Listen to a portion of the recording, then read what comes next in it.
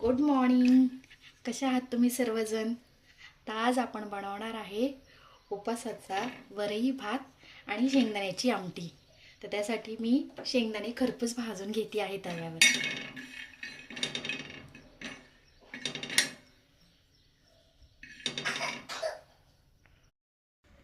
आता आपले शेंगदाणे भाजून मी थंड करून सोलून घेतलेले आहे आणि त्यासाठी आता मी वाटण करणार आहे.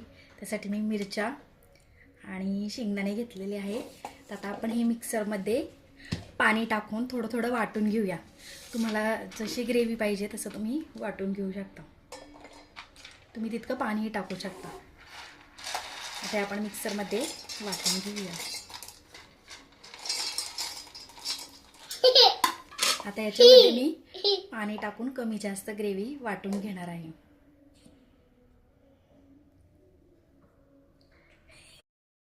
सर्वात आधी आपण थोडंसं तेल टाकूया याच्यामध्ये.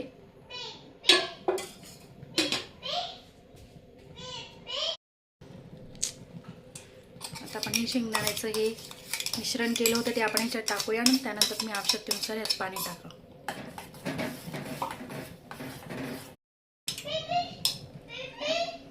आता याच्यामध्ये आपण आवश्यकतेनुसार पाणी टाकूया थोडंसं. तुम्हाला जितकं घट्ट किंवा जितकं पातळ हवं आहे तसं तुम्ही आमटी ठेवू शकता.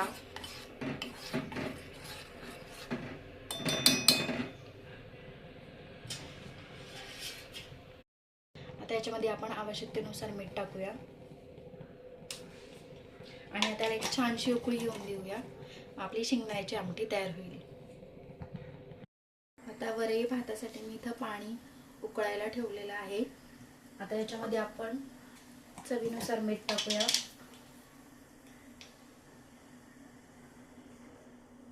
पाण्यालाही छान अशी उकळी आलेली आहे. ही वरई आपण घेतलेली आहे ती आपण याच्यामध्ये टाकूया.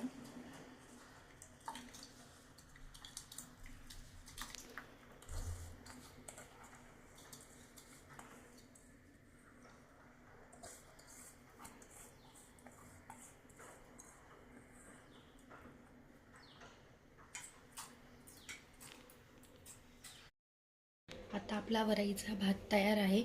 तुम्ही वरती गार्निशिंगसाठी शेंगदाणे लावलेले आहेत. तर त्याच्यामध्ये आपण आता शेंगदाण्याची आमटी टाकूया.